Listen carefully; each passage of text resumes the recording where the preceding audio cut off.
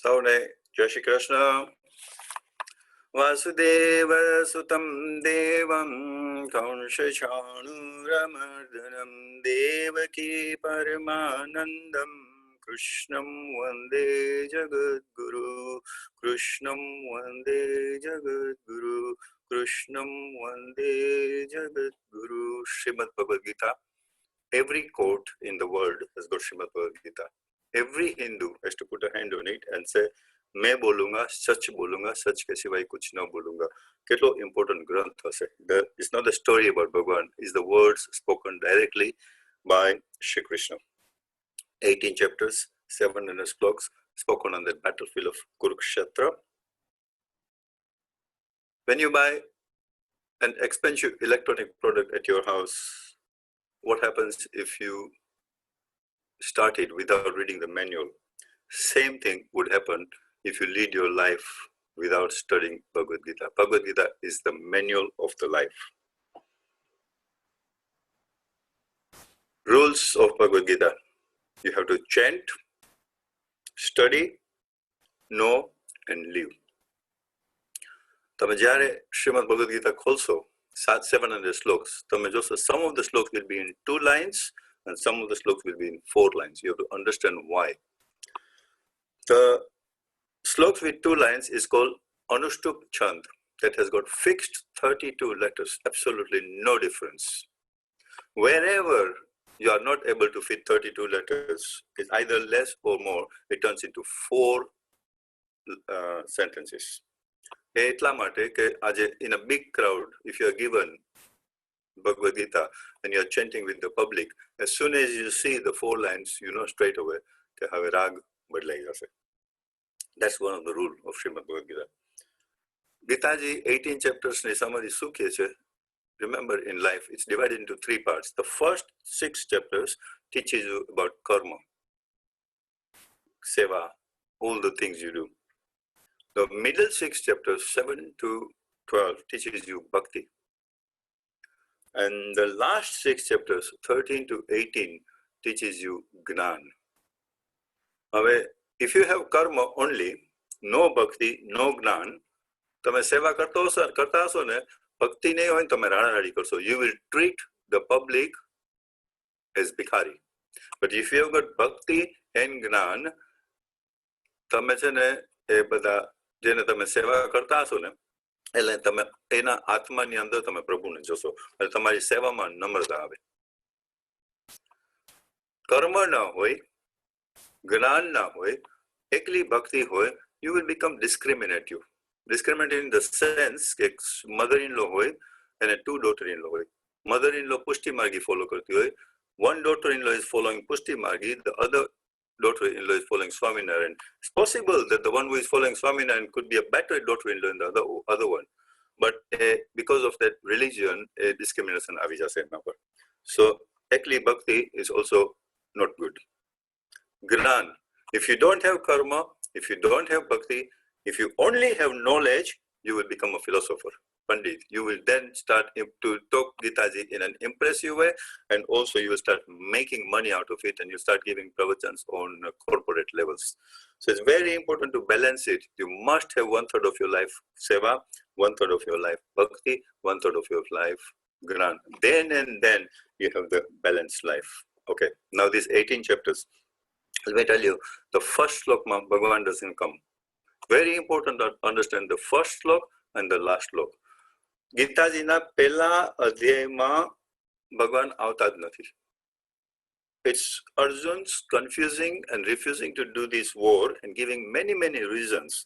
આમાં ખાસ કરીને એક એવું રીઝન આપે છે કે બધા મેનને મારી નાખીશ તો બધા વિમેનનું શું થશે, વિમેનને કદાચ જો મિસયુઝ થશે ને એવા બધા ફેમિલી થઈ જશે, ખબર નહીં હોય કે કોણ ફાધર છે, તો આ શ્રાદ્ધ કોણ કરશે, ને શ્રાદ્ધ નહીં થાય તો આ બધા ભૂત બોડીમાં રહેશે. અને એને તમારે જો સમજવું હોય તો શ્રીમદ ભગવદ ગીતા ચેપ્ટર નંબર 1 શ્લોક નંબર 41. Very important. આપણે નવરાત્રિના 14 દિવસ પહેલા આપણે જે પાણીને પાઈએ છીએ એનો મતલબ બહુ ઇમ્પોર્ટન્ટ છે. અને અમુક અમાસના દિવસો આવે છે ત્યારે આ પાણી પાવું ઝાડમાં પિતૃઓ માટે આ તમને શ્રીમદ ભગવદ ગીતાના પહેલા અધ્યાયના 41મા શ્લોકમાં ઇસ્કોનની તમે ગીતાજીમાં જાશો એમાં ડિટેલમાં આવે છે. Now what is the first slok? The first slok and the only slok spoken by that blind king, Dhritarashtra. એ કહે છે કે હે Sanjay, Sanjay was his minister. Sanjay was given the universal vision. Hey Sanjay, on that battlefield of Kurukshetra, what are my children and what are my brother's children doing? હવે જે નાનો ભાઈ of થઈ ગયો હોય અને એના છોકરાને આપણે એવી રીતના કોકને વાત કરીએ કે મારા દીકરાઓ ને મારા ભાઈનો દીકરાઓ, you are not entitled to have a title of વડીલ, એટલે આ મારું તરું થઈ ગયું. અને આને લીધે વોર થઈ, because he was turning a blind eye to everything Duryodhan was doing. જ્ઞાની માણસો ને એવો સવાલ પૂછે કે હે સંજય, આ કુરુક્ષેત્રના મેદાનના ધર્મક્ષેત્રમાં અમારા છોકરાઓ સામે સામે શું કરે છે? આ સિચ્યુએશન આવાય ના દેવાય, આવ્યા પછી પણ સુધારી લેવાય. અને છેલ્લા શ્લોકમાં શું થયું? Look at after 700 શ્લોક. હવે સંજય કહે છે ધૃતરાષ્ટ્રને, યત્ર યોગેશ્વરો કૃષ્ણ યત્ર પાર્થો ધનુધર તત્ર શ્રી વિજયો બુદ્ધિ ધ્રુવા નીતિર્મતિર્મમ. સંજય કહે છે ધૃતરાષ્ટ્રને, યત્ર યોગેશ્વર, જ્યાં યોગેશ્વર છે, જ્યાં ભગવાન છે, જ્યાં સત્ય છે, યત્ર યોગેશ્વર, યત્ર પાર્થો ધનુર્ધર, અર્જુન જેવું જીવન છે. અર્જુન જેવું જીવન એટલે રિયાલિટી, સમબડી જે ધર્મને ફોલો કરે છે. ધર્મ ફોલો કરવો એટલે તમારા દેશની, તમારા ગામની, તમારા કોમ્યુનિટીની, તમારા ફેમિલીની જે બધી ફરજ બજાવે છે એને કહેવાય કે અર્જુન જેવું જીવન છે. એટલે જે ફરજ બજાવે હંમેશા સત્ય હોય. યત્ર યોગેશ્વર હો કૃષ્ણ યત્ર તત્ર શ્રી વિજયો બુદ્ધિ, ત્યાં હંમેશા વિજય થશે, જીત થશે. ધ્રુવા નીતિર મતિર્મમ, આ મારો મત છે. એટલે આઈ એમ સોરી ધૃતરાષ્ટ્ર, ભલે હું તારો મિનિસ્ટર છું, પણ જીત પાંડવની થવાની છે. બીકોઝ જ્યાં કૃષ્ણ છે ત્યાં અર્જુન છે. હવે વિચાર કરો કે પહેલો શ્લોક શું હતો અને છેલ્લો શ્લોક શું હતો? એવું વચમાં શું હશે કે આ સિચ્યુએશને પૂગી ગયા? એટલે પહેલા અધ્યાયમાં ડિપ્લોમેસી કોઈને શીખવી હોય ને તો પહેલો અધ્યાય સ્ટડી કરજો.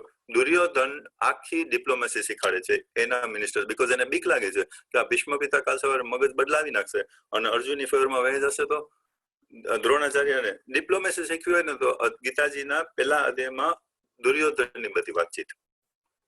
એક એમાં શ્લોક એવો છે, it will explain to you Hanumanji શું કામ રથ ઉપર હતા. તમને કહે છે બધાને કે કૃષ્ણના રથ ઉપર હનુમાનજી હતા. હનુમાનજી રથ ઉપર શું કામ હતા? અર્જુન એક વખત અભિમાન આવ્યું અર્જુનને કે આ શું બધા ઓલા સેતુ બાંધી દીધી, આટલા બધા પથરા લેવા ના ને તેને, હું હોત ને તો મારા એરો એવા મુકત કે 1 મિનિટમાં હું આખો બ્રિજ બાંધી દે. હનુમાન કે બાંધ, અને અર્જુન આમ બનાવ્યો અને હનુમાન એના પગ મૂકી અને તોડી નાખ્યો. ત્યારે અર્જુનનું અભિમાન ઓછું થઈ ગયું. ત્યારે હનુમાન કહે છે કે અભિમાન તને તોડી નાખશે. એટલે હવે તારા કુરુક્ષેત્રના મેદાનમાં ધજા ઉપર હું રહીશ. That's the reason why Hanuman એમાં છે. ઓકે, બીજા અધ્યાયમાં આવે છે. બીજા અધ્યાય is really divided into 2 parts. The first 53 શ્લોક્સ Krishna અર્જુનને માઇન્ડ અને આત્માના બારામાં સમજાવે છે. કારણ કે અર્જુન એટલો બધો કન્ફ્યુઝ થઈ ગયો છે. એટલે 7મા શ્લોકમાં આ યાદ રાખજો, ચેપ્ટર 2 શ્લોક 7, અહીંયા એને ગુરુ બનાવે છે, પણ આગળ વાત ફરી જશે. આગળ આપણે જેમ વધશું ને એમ આખી વાત ફરી જશે. અત્યારે અર્જુન કૃષ્ણને ગુરુ બનાવે છે બીજા અધ્યાયના 7મા શ્લોકમાં. અને તમે જુઓ કે આજે તમારે કોક સાથે લડાઈ કરાવી હોય, તમારો એક મિત્ર હોય, બીજા મિત્ર સાથે લડાઈ કરાવી હોય, તો આ મિત્રને તમે બ્રેઇન વોશ કરો ઓલાના બારામાં. પણ ક્યાંય આખી ગીતાજીમાં કૃષ્ણએ ક્યાંય કરતા અર્જુનને બ્રેઇન વોશ નથી કર્યો કે તું લડાઈ કર, એ લોકોને મારી નાખ. તને ખબર નથી એ લોકોએ દ્રૌપદીનું શું કર્યું હતું? તને ખબર નથી એ લોકોએ કેન્ડલનું મકાન બનાવીને તને મારી નાખવાના? તને ખબર નથી ભીમને પોઈઝન આપીને મારી નાખવાના? એવી રીતના ચડાવત ને. પણ ક્યાંય કૃષ્ણએ અર્જુનને ચડાવ્યો નથી. કૃષ્ણએ અર્જુનને નિમિત્ત કર્યો છે. એક જગ્યાએ કૃષ્ણ અર્જુનને કહે છે, તું એમ નહીં માનતો કે તારા વગર આ લોકો નહીં મરી જાય? હું મારામાં છે તાકાત, તને મેં નિમિત્ત બનાવ્યો છે. In reality Krishna used Arjun to give a message of Bhagavad Gita which indirectly we listen to and a universe ne ek mission male. All Krishna did was in a mind and a train karo and taught Arjun in that particular part a lot about Atma. Atma શું છે? ઉદ્ધવ ગીતામાં ઉદ્ધવે કૃષ્ણને પૂછ્યું છેલ્લે, જ્યારે when Krishna was leaving this world, કે ઘર એટલે શું? કૃષ્ણ છે ઘર એટલે તારું બોડી. આપણને કોઈ પૂછે ઘર એટલે શું, આપણે મકાનની વાત કરીએ ને, નો, કૃષ્ણ સેઝ ઘર એટલે તારું બોડી, તારું મકાન છે ને તારું બોડીનું ઘર છે. So really you are the soul, the body is only the house. આવું કૃષ્ણ અર્જુનને સમજાવે છે આત્માના બારામાં. એટલે હંમેશા બોડીનું અભિમાન રાખવા કરતા આત્માનો વિચાર કરે. કેનો ઉપનિષદમાં આત્માને કમ્પેર કરે છે ઓક્સિજન અને ઇલેક્ટ્રિસિટી સાથે. ઇલેક્ટ્રિસિટીનો કલર ના હોય પણ you are convince is there. ઓક્સિજનનો કલર કે શેપ ના હોય બટ યુ આર કન્વિન્સ. એવી રીતના આત્માનો કલર કે શેપ ના હોય but you know is there. હવે વોટ હેપન્સ, આ બધું જ્ઞાન આપ્યા પછી શ્લોક નંબર 54 અર્જુન પૂછે છે, આવા માણસો હોય દુનિયામાં? આવા માણસો જો કદાચ હોય તો મને જાણો કે કેવી રીતે બોલે, કેવી રીતે ફરે, what are the qualities of સચ અ પર્સન. એટલે શ્લોક નંબર 55 to 72 કૃષ્ણ અર્જુનને આખું લિસ્ટ આપે છે. List of all the bad habits Krishna would want his devotees to get rid of. Typical example, you start brooding an advertisement on the television. From advertisement, attachment arise. From attachment, desire arise. And if the desire is out of your reach, you work very hard to fulfill that desire. And after working hard, you're still not able to fulfill the desire. તમારું character loose થાય, તમે એજિટેટેડ થઈ જાઓ, તમે frustrated થઈ જાઓ. આ કૃષ્ણ સમજાવે છે બધું. ગો બેક હોમ અને તમે વાંચો, બધું છે એમાં. ફ્રસ્ટ્રેટેડ થઈ જાઓ, ફ્રસ્ટ્રેટેડ એટલે એંગ્રી થઈ જાઓ, એંગ્રી થઈ જાઓ એટલે તમે જેમ તેમ બોલો, તમારી બુદ્ધિનો નાશ થાય. બુદ્ધિનો નાશ થાય એટલે કૃષ્ણ કહે છે કે તમને શાંતિ કેવી રીતે મળે. એમાં એક શબ્દ આવે છે કાચબો. કેમ આવે છે કાચબો? કાચબાને જ્યારે ડેન્જર આવે ને ત્યારે એની લિમ્સ બધી અંદર નાખી દે. તમે જોજો ઝૂમાં જાજો અને કાચબો જોશો ને લિમ્સ નાખી દે. એવી રીતના કૃષ્ણ કહે છે કે આપણે 5 ડેન્જર છે એ આપણી ઇન્દ્રિયો. એને આંખ એ પેલું પાપ કરાવે છે, કાન એ બીજું પાપ કરાવે છે, આપણી જીભ ત્રીજું પાપ કરાવે છે, આપણું નોઝ ચોથું પાપ કરાવે છે, આપણી સ્કિન 5મું પાપ કરાવે છે. એટલે જ્યારે કૃષ્ણ કહે છે કે જ્યારે તમને એટેચમેન્ટ થાય, એમાંથી ડિઝાયર ઊભું થાય ને એ તમે ડેન્જરમાં આવો ને એ પહેલા આ 5 ઇન્દ્રિયો કાચબાની જેમ અંદર ફોલ્ડ કરી નાખો અને tell that desire get out from here, I can't afford you. અને 3જા અધ્યાયમાં પહેલો જ શ્લોક અર્જુન કૃષ્ણને પૂછે છે, વિચ આપણે પૂછવો જોઈએ. અર્જુન કૃષ્ણને કહે છે, એક બાજુ તું મને એમ કહે છે કે કર્મ મારે ભોગવવાનું છે, બીજી બાજુ તું મને લડાઈ કરવાનું કહે છે. Please, I am very confused. Can you make up your mind and tell me કે વિચ ઇઝ રાઈટ? ને પછી એને કૃષ્ણ કહે છે કે તું કર, હું કરું, એ જ અજ્ઞાતા સકટનો બાર જેમ શ્વાન તાણે. જ્યારે તને એમ થશે કે તું કરવા વાળો છો, ત્યારે તું પડીશ. કાંઈ પણ કામ કર ને હંમેશા એમ કરો, હું કરું છું તો ભગવાનની કૃપાથી કરું છું. હનુમાનને સુંદરકાંડમાં જ્યારે પર્વત તોડ્યો ત્યારે શંકર ભગવાન કહે છે કે એ તો હનુમાનની તાકાત નથી કે પર્વત તોડવાનો, એ તો એના પર પ્રભુનો પ્રતાપ હતો. એટલે હંમેશા આ કૃષ્ણ અર્જુનને કહે છે કે આને તું યાદ રાખજે. હવે ચેપ્ટર 3 શ્લોક 21 ઇઝ વેરી ઇમ્પોર્ટન્ટ. ચેપ્ટર 3 શ્લોક 21માં કૃષ્ણ કહે છે, leave your life in such a way that other will follow you. કારણ કે અર્જુન પૂછે છે કે તારે આવવાની જરૂર હતી, અહીંયા આવ્યા વગર જ્ઞાન મોકલ્યું હતો. એટલે કૃષ્ણ કહે છે, a common man, an important man, કોમ્યુનિટીમાં રિસ્પેક્ટેડ પર્સન, રાજા રાણી આ તે એવું જીવન જીવવું જોઈએ કે others will follow you. For example, you are smoking and you are telling your son don't smoke. If you want to tell your son to stop smoking, first you give up. Very, very important question in chapter number 3, શ્લોક number 36. અર્જુનનો સવાલ જુઓ. What is that powerful force which is making people commit a sin knowing it's a sin? Krishna કે અર્જુન કહે છે કૃષ્ણને, એવું શું છે કે માણસને ખબર છે કે આ પાપ છે અને તો એ પાપ કરે છે? એના ઇન્ટેન્સ ડિઝાયર સમજાવે છે. પછી 4થા અધ્યાયમાં આત્માના બારામાં સમજાવે છે. 4થા અધ્યાયનો શ્લોક નંબર 24 જમવાનો શ્લોક છે. 5મા કર્મ સંન્યાસના બારામાં સમજાવે છે. 6થા અધ્યાયમાં મેડિટેશન બારામાં સમજાવે છે. 6થા અધ્યાયના 5મા શ્લોકમાં ને 6થા શ્લોકમાં Krishna says, if your mind is under your control, is your best friend.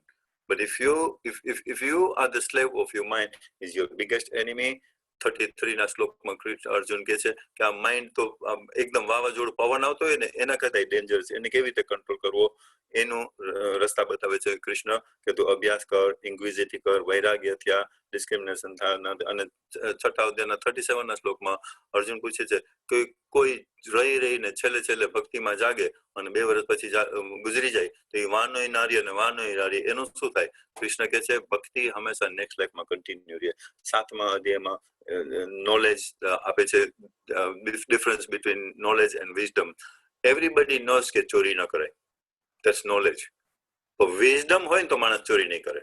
So you need the wisdom two put the knowledge into practice. અને 16મા શ્લોકમાં કૃષ્ણ અર્જુનને સમજાવે છે કે 4 ટાઈપના માણસો મારી પાસે વળે. એક, પછી તાનો ફોન આવે ડોક્ટરનો તમને કે I think according to our report it looks like you got cancer, અને જલ્દી ભગવાનનું નામ લેવા માંડે. બીજે છે ડોક્ટરનો ફોન આવે, નો ઇટ વોઝ સમબડી એલ્સ, એટલે પાછા ભૂલી જાય. બીજો એવો હોય નવો બિઝનેસ ચાલુ કર્યો હોય અને પાટે ચડાવવો હોય, એટલું બધું ભગવાન નામ લઈને ધારવા કરતા વેપાર વધારે થાય એટલે વળી પાછો ભૂલી જાય. ત્રીજો આપણા જેવા હોય, ઇન્ક્વિઝિટિવ, આખો દી બધું જાણવું હોય. ને ચોથા એવા હોય કે બધી ખબર હોય અને એને સેલ્ફ રિયલાઇઝ થવું હોય. એટલે 7મા અધ્યાયમાં it teaches you from ego centred become God centred. 8મા અધ્યાયમાં સ્ટ્રેટ અવે સીધા અર્જુન 7 ક્વેશ્ચન પૂછે છે. યજ્ઞ શું છે? આદિભૂત શું છે? આદિદેવ શું છે? બ્રહ્મા શું છે? યજ્ઞ શું છે? What should I do during the time of death? Krishna says, during the time of death, think of me. Arjuna says, how do I know when I'm going to die? Krishna says, સુખના ટાઈમમાં continuously મારો વિચાર કર્યા રાખ. સુખના ટાઈમમાં continuously મારો વિચાર કર્યા રાખ. 8મા અધ્યાયના 8મા શ્લોક. તો જે તારી હેબિટ હશે automatic during the time of death એ આવી જશે. તો સોનીનો વેપારી હો ને સોનીના ભાવનો જ વિચાર કરતો હોય ઓલ ધ ટાઈમ, આખો દી બિઝનેસ કરતો હોય તો ઓબ્વિયસલી મૃત્યુ ટાણે તને બિઝનેસ આવશે. આ એક્ઝામ્પલ આપે છે. ને એક વસ્તુ તમને બધાને કહી દઉં કે મૃત્યુ ટાણે જો ડોક્ટર કહી દે કે હવે ટાઈમ અપ આવ્યો છે, તમારે ઓમ ચેન્ટ કરવું જોઈએ કન્ટિન્યુઅસલી. એ 8મા અધ્યાયના 13મા શ્લોકમાં છે. પણ કદાચ you visit somebody who is on a machine અને ડોક્ટર કહે હવે તો મશીન જ ઓફ કરીએ છે અને એને ડિમેન્શિયા થયું હોય, એનું મશીન ઉપર હોય, એ પોતે ના બોલી શકતા હોય, તો એના કાનમાં તમે કન્ટિન્યુઅસલી વારાફરતી ઓમ બોલ્યા રાખો ઇઝ એઝ ગુડ એઝ એને બોલ્યો છે. 10મા અધ્યાયમાં ઓપ્યુલન્સીસ બતાવે છે. 9મા અધ્યાયમાં સ્કિપ્ટ, સોરી, 9મા અધ્યાયમાં ભાવ સમજાય. 9મા અધ્યાયનો પહેલો શ્લોક માસ્ટર શ્લોક છે આખી ગીતાજીમાં. કૃષ્ણ અર્જુનને કહે છે કે તારામાં જેલસી નથી ને એટલે હવે હું તને પરમ જ્ઞાન આપું. જેલસીની ગુજરાતી થાય અદેખાય. તમારો બેસ્ટ ફ્રેન્ડ તમારી જેલસી કરતો હોય એ તમને નહીં દેખાય. એંગર દેખાશે, પ્રાઇડ દેખાશે, ઈગો દેખાશે, એરોગન્સ દેખાશે, બધું દેખાશે. એટલે જેલસી, કૃષ્ણ કહે છે તમારા દુશ્મનની પણ તમે જેલસી ના કરો. સમજાવે છે. 9મા અધ્યાયના 26મા શ્લોકમાં ભાવના સમજાવે છે. 9મા અધ્યાયમાં 27મો શ્લોક જમવાનો શ્લોક છે. 10મા અધ્યાયમાં 82 ઓપ્યુલન્સીસ બતાવે છે. 82 વિભૂતિ બતાવ્યા પછી કૃષ્ણ અર્જુનને એમ કે છે આ તો સાવ થોડીક જ છે. 11મા અધ્યાયમાં વિશ્વ સ્વરૂપ બતાવે છે. અને મેં કીધું હતું ને યુટર્ન થશે, અહીંયા ભગવદ ગીતાનો યુટર્ન થયો. હવે અર્જુનને ખબર પડી આ તો ભગવાન છે, એટલે હવે એની સાથે ભગવાનની વાત કરે. એટલા માટે 18 અધ્યાયમાં 12મો અધ્યાય મોસ્ટ ઇમ્પોર્ટન્ટ છે. The shortest and the most important ભક્તિ યોગ. અર્જુન એમાં ડાયરેક્ટ 12મા અધ્યાયનો પહેલો શ્લોક પૂછે છે કે તારી મૂર્તિ રાખીને તને પૂછ્યું એવો ભક્ત તને વધારે વાલો કે મૂર્તિ કાઢી અને 24 અવર્સ તારી ભક્તિ કરું આ ભક્ત તને વધારે વાલો. એટલે મને ફોર્મ અને ફોર્મલેસ. અને પછી એને કૃષ્ણ કે છે રસ્તા બતાવે કે ભગવાન પાસે વળવાનું. 12મા શ્લોક સુધી. 8મા શ્લોકમાં કે છે તું જે કરે કરવું એ કર પણ તારું મન મારામાં રાખ. અને આખી ગીતાજીના 12મા અધ્યાયના છેલ્લા 8 શ્લોક ગુડ ક્વોલિટીઝ ઓફ ભક્ત, કઈ ટાઈપના ભક્ત કૃષ્ણને બહુ વાલા છે. 13મા અધ્યાયમાં આવે છે ક્ષત્ર યજ્ઞ. ફિલ્ડ હોય તમે બિયા નાખો, બિયાનું ધ્યાન રાખો, પાણી પાવો, સિક્યુરિટી રાખો તો પાક સારો થાય. એવી રીતના બોડી એક ફિલ્ડ છે, આત્મા બિયા છે. આત્માનું ધ્યાન રાખો, ઓટોમેટિક તમારું body, turn your body into a મંદિર અને ટર્ન યોર આત્મા ઇન્ટુ પૂજારી. ફાઇન મંદિર હોય તો પૂજારીને કેવી કામ કરવાની મજા આવે. 14મા અધ્યાયમાં 3 ગુણોની વાત કરે છે, સાત્વિક, તામસિક ને રાજસિક. 15મા અધ્યાયમાં પુરુષોત્તમ યોગની વાત કરે છે. 15મા અધ્યાયનો પહેલો શ્લોક સાવ સાદી ભાષામાં એ સમજાવે છે nothing in this material world will give you a permanent happiness or no one, but everything in the spiritual world will always give you permanent happiness. 16મા અધ્યાયમાં સમજાવે છે ગુડ કેરેક્ટરનો માણસ કેવો હોય, બેડ કેરેક્ટરનો માણસ કેવો હોય. 17મા અધ્યાયમાં આ 3 ગુણોનું વર્ણન સમજાવે છે. એક્ઝામ્પલ, તમે હવન કરવાનો હોય ઘરે અને તમને મોટા હોય કોઈ કીધું હવન કરવાનો છે, તમે ક્યાં મારે કરવાનો છે, ઓલો બ્રાહ્મણ આવે, તમે જલ્દી જલ્દી ઘડિયાળમાં જોતા હોય, જલ્દી પતે તો સારું, જલ્દી પતે તો, એટલે તમને સમજાવો કે તમે હવન કરો છો તો તમારો ભાવ તામસિક છે. તમે હવન કરો છો સમાજને બતાવવા માટે, ફરજ છે, કરવો પડે છે, એટલે એ રાજસિક ભાવ છે. તો તમે હવન કરો છો એકદમ દિલથી અને ઉલટાનો 1 કલાકમાં પતી જાય, તમે ઓ નો આઈ વિશ વધારે, એ બહુ મજા આવી, બહુ જાણવાનું મળે, આઈ વિશ હજી વધારે ભાવ, તો એ સાત્વિક હવન કહેવાય. અને 18મા અધ્યાયમાં મોક્ષ સંન્યાસીઓ ગમે, 18મા અધ્યાયમાં 65મા શ્લોકમાં કૃષ્ણ અર્જુનને કહે છે કે તું તારું મન બધું કમ્પ્લીટ બનાવે છે. 18મા અધ્યાયનો 66મો શ્લોક આખી ગીતાજીનો સાર છે. જેવી રીતના સુગર કેનનો સાર સાકર હોય, દૂધનો સાર ઘી હોય, એવી રીતના 700 શ્લોકનો સાર 1866 છે. સર્વ ધર્મ પરિત્યાગી મામેકમ શરણમ અહમ તમ સર્વ પાપેભ્યો મોક્ષયિષ્યામિ. બધા તું ધર્મને છોડી દે ને મારે શરણે આવી જાય. કયો ધર્મ? આ હે હું કરું, હું કરું એ અધર્મ છે. એ છોડી અને પ્રભુની કૃપાથી કરું છું, પ્રભુની કૃપાથી કરું છું, પ્રભુની કૃપા કરું છું, આ ભાવ લઈ આવો, એને કહેવાય સાત્વિક. અને છેલ્લો શ્લોક મેં તમને સમજાવી દઉં છે. યત્ર યોગેશ્વર કૃષ્ણ યત્ર પાર્થો ધનુર્ધર તત્ર શ્રી વિજયો બુદ્ધિ ધ્રુવા નીતિર મતિર વસુદેવ સુતમ દેવમ કંસચાણુરમર્દનમ દેવકી પરમાનંદમ કૃષ્ણમ વંદે Jagadguru. That was a very quick, fast summary of 18 chapters of Srimad Bhagavad Gita.